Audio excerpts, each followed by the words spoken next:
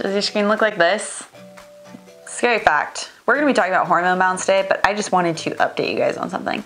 Have you gotten the newest update on your phone where you can actually check the amount of screen time you get and how many notifications you get? So let me find mine. Ugh. So let's just take a look. So this is the part that I wanted to show you guys. Can you see it? There it goes. There's this thing on your phone where it actually tells you the amount of notifications you get per day. It also tells you the amount of time you actually spend on your phone. I don't even want to share that with you because it's pretty disturbing for me. But as you can see, is for me 104 notifications that I've gotten so far today, and the day's not even over yet. 104 notifications. It says that's an average of 6 per hour. Hormone Balance Series, Part 5. This is all about your phone and how your phone actually is kind of destroying your hormones. I'm gonna be going over exactly how that happens today. What's up guys? For those of you who don't know who I am, my name's Autumn. I'm a certified clinical nutritionist, and on my channel I talk everything health, nutrition, wellness, and just how to generally feel good. So if that's something you're interested in, make sure that you give my channel a subscribe because you are going to love all the free information that I give out. I also occasionally do some dance moves and stutter over some words. So that's fun too. Okay, but the real reason why we're here today is to talk about part 5 of the hormone balancing series and how your phone actually has a lot to do with that. I read a really interesting study that found that with every notification you get with your phone, whether it be positive or negative. So for example, whether you get an email that's a birthday invitation to one of your family members, or if you get a text from your boss telling you that you're fired. Both of those have, well, maybe you'll get more of a cortisol spike with the text, but both of those cause a spike in your cortisol, your stress hormone. So even the positive ones. I don't know if you guys have seen that meme where it showed how the old AIM messenger, how it used to have like an away message that you would set for when you were away from the computer. And now we no longer are away from our phones. Literally never. We are never away from them. We're expected to respond and be around our phones 24/7 to the point where it's giving us all anxiety and making our hormones go imbalance. You know already from all the previous episodes in this series why cortisol, having that constantly spiked throughout the day, is not a good thing. But I want to talk a little bit about why it's not a good thing as well. The two I want to talk about, because these are ones that often get imbalance, is cortisol and melatonin. So cortisol, like you know, is a stress hormone. But you need it to start off your day. You need it to help wake up in the morning. In the morning, you start off with a higher amount of cortisol. Speaking of notifications, this is how crazy our notification systems are. While I'm filming this video, I just got a notification on my Fitbit that I hit 10,000 steps so far because I was like waving my hands around. So you're supposed to have this higher amount of cortisol when you first wake up in the morning. And this makes sense because this is when you need more energy. You need to be up and aware and ready to get your day going. It's supposed to gradually go down throughout the day until, you know, in the evening when it's dark out. And this low amount of cortisol causes melatonin, the sleep hormone, to go up. So you need that low cortisol in the evening to make melatonin, your sleep hormone, go up. If this doesn't happen, then you don't get good sleep, you aren't able to fall asleep, you have difficulty staying asleep, and you wake up the next morning not feeling so great. But what happened?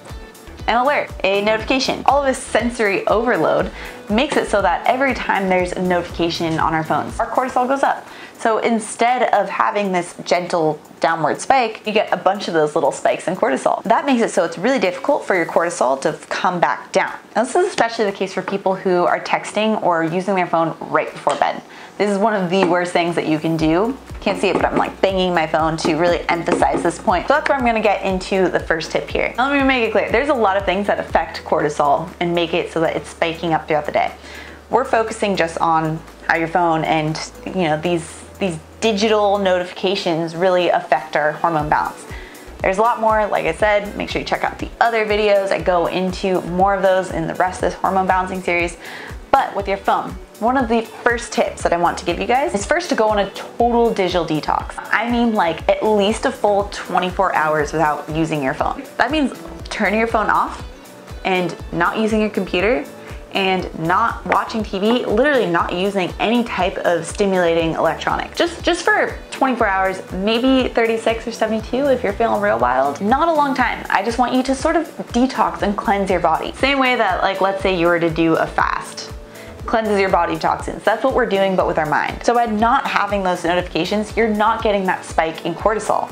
That means that it's really just abruptly helping to stabilize your hormones, your cortisol hormone especially, by not using your phone for at least 24 hours. If you want more details, by the way, on the digital detox and how to actually do it, I have a video and I'll link it out below. And once you've done that, you can move on to tip number 2. Now this is like the maintenance mode of the digital detox. It's to put your phone in do not disturb mode at least an hour before you go to bed. I talked about this again in previous episodes of the series, but it's really important to make sure that at least 30 to 60 minutes before you go to bed that you're not using your phone. And I give you some ideas of what you can do instead, I think in the second video, but you need at least that hour before you go to bed to help make your melatonin come back up.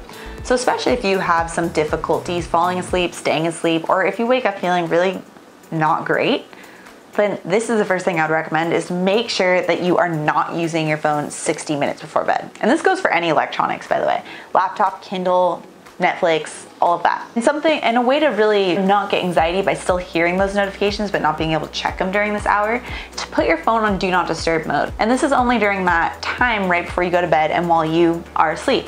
And again, that just makes it so that you aren't hearing those notifications, so you aren't getting that stress of not being able to check it. Now the third step, once you've applied the digital detox and once you've been doing the hour before bed, now I want you to incorporate that into your morning routine as well. Now, in your morning routine, I want the first hour that you're awake to not include any cell phone time. So no tech time. That means don't check your phone while you're working out. Go for a long walk, grab a coffee, eat your breakfast, whatever it is that you're doing, just don't check your phone during that first hour. Don't go on your laptop during that first hour. Don't turn on TV during that first hour.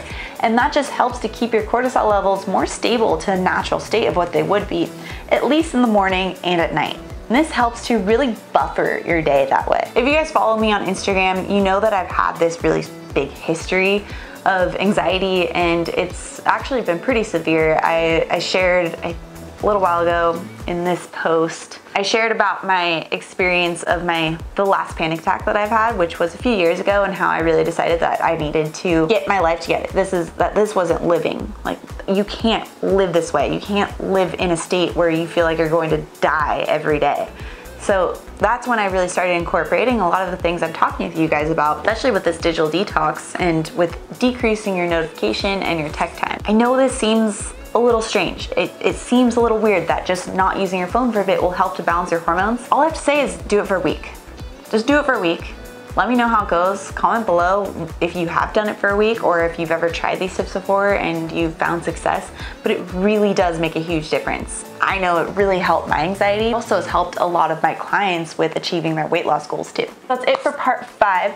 Remember, 7-part series, so make sure that if you haven't subscribed by now, that you do, so you are notified of when the next video comes out. The next one we have one more real substantial tip, and the last one I'm going to be going over how to put this all together into one cohesive day. So that one's going to be more of like a vlog style, showing you what I do each day on how to incorporate these things. So make sure that you're subscribed so that you won't miss a thing, that you can add this into your lifestyle too. And if you like this video, please give it a thumbs up. It really does help to support my channel and make it so that I can keep creating these videos for you, so that I can keep sharing this content and this information that really is life-changing information. It's just amazing to me that I get to share this information with you. It's my passion, it's my dream, and I love that I'm able to do this. So thank you from the bottom of my heart for hanging out with me and talking about wellness, nutrition, and all that jazz. All right guys, until part 6, not 7, until part 6, I will see you guys very soon.